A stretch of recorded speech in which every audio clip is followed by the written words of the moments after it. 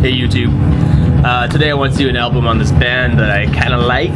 They're called Oneida. This is like their 10th-ish album. I'm not really sure. They have a ton of albums, but it's around there. It's their newest. It came out in 2008 in Jagjaguwar Records. It's called Preteen Weaponry, and it was meant to be a first out of 3, I guess. They wanted to make 2 more albums of this kind of, as the album grows up, I guess. This is like the preteen one, and they're gonna have like adult and maybe like senior citizens for the 3rd. I'm not really sure. I don't know what the concept is exactly, but 2008 album, Jagjaguwar, Preteen Weaponry. All you get is 3 tracks. They're all clocked in around 50 minutes long, and they're all just kind of slow builds.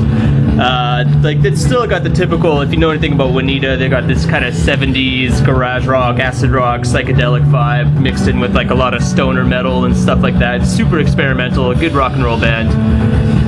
So it's 3 15-minute-ish tracks that clock in around average 15 minutes. And it just swells with like this blues rock mixed with like crowd rock, and guitar builds up, swells of music, weird kind of sound effects and stuff like that. Very experimental post-rocky stuff. It was recorded in Brooklyn. They're from Brooklyn guys. Here's the artwork on the inside. I got some mountains and some weird prisms coming out of the ground or something. Some crystalline computer graphics, weird little collage effects. This is what it looks like on the fold out. It's like some weird, I don't know, waterfall that swirls and twirls around, crashes on some rocks, who knows.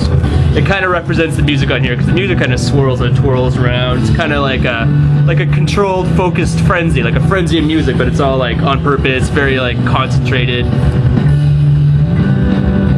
Sorry, I burped in my mouth.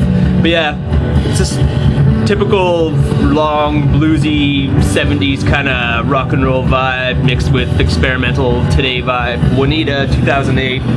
Cool little stoner metal album if you want to get into it, even though it's not really any kind of metal on here. The second track's my favorite because it's got this awesome kind of like droney sound effect going on. But yeah, if you like far out, weird kind of blues flavored rock and roll, you could probably check out Oneida and enjoy this album. I did.